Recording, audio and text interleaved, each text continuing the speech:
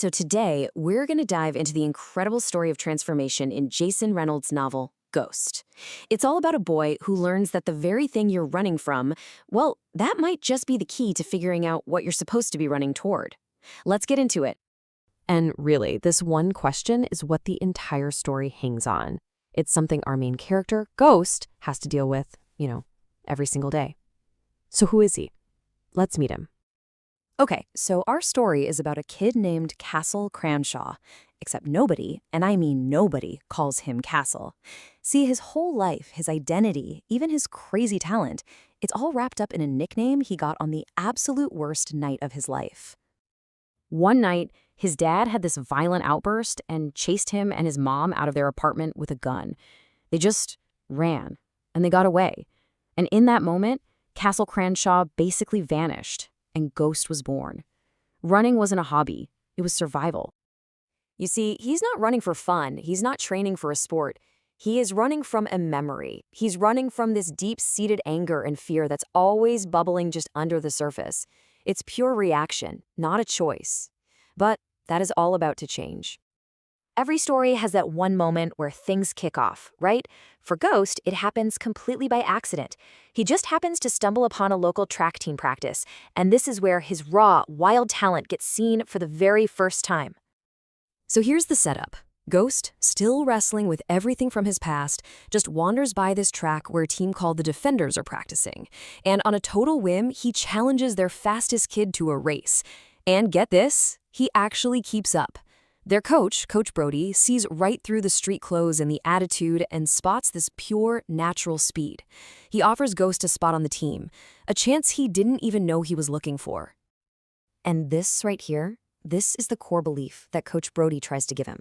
And for Ghost, this idea is a total game changer. It's the first time anyone's ever suggested that maybe, just maybe, running doesn't have to be about escaping your past. Maybe it can be about building your future. Of course, the path forward is never that easy, is it?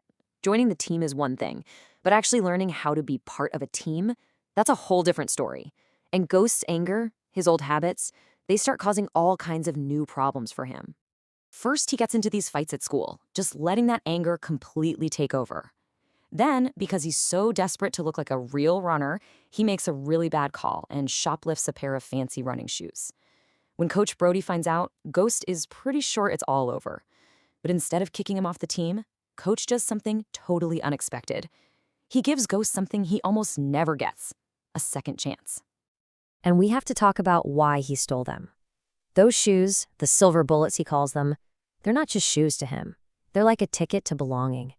For a kid who feels like he's defined by everything he doesn't have, those shoes look like status, like normalcy. It's his messy, flawed attempt to look the part before he really understands that being a runner comes from the inside, from discipline and heart, not from what's on your feet. At first, Ghost just sees his teammates, Lou, Patina, and Sunny, as competition, people to beat. But the more he trains with them, he starts to realize something pretty profound.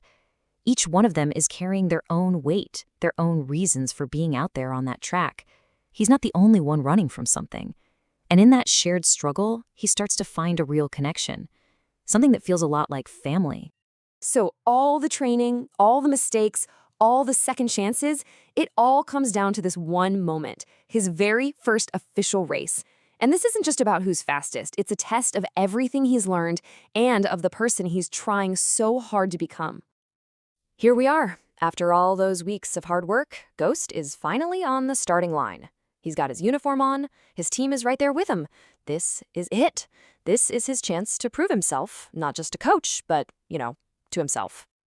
So he's getting into position, he takes a deep breath, and then he sees him, standing in the crowd. It's Brandon, the kid who bullies him at school. And in that split second, Brandon becomes this symbol of every doubt, every angry impulse, every single piece of his past that has tried to drag him down. So what's he gonna do? This is the moment. Is he going to react with that old anger, that same impulse that's gotten him into so much trouble before? Or is he going to channel all of it into the race and just focus on that finish line waiting for him? And then, in this absolutely brilliant move by the author, the starting pistol fires, Ghost just explodes from the blocks, and the book ends. That's it. We never actually find out if he wins the race. Why? Because it doesn't matter. The real victory already happened. It was in choosing to run, to face down his past, and to start his own race. So the real ending of this story isn't about a trophy or a first-place medal. It's about the huge internal shift that happened inside of Ghost. He transformed from a kid who was defined by his past to a kid who was finally in control of his own future. And this chart just lays it out so perfectly. Look at the change. His motivation, it shifts from being all about fear and anger to being about hope and belonging. His identity is no longer just about the trauma he survived, it's about the future he gets to choose. And maybe most important of all, he goes from being totally alone to finding a family. And that's the big takeaway, right? Ghost's story shows us that the real win is just taking control of your own direction. It's about lining up at the starting block of your own life, hearing all the noise and distractions, and still choosing to run toward who you want to be. And that kind of leaves us with a question to ask ourselves, doesn't it? We all have things we might feel like we're running from, but Ghost's journey really challenges us to flip that around and ask, what finish line are you running toward?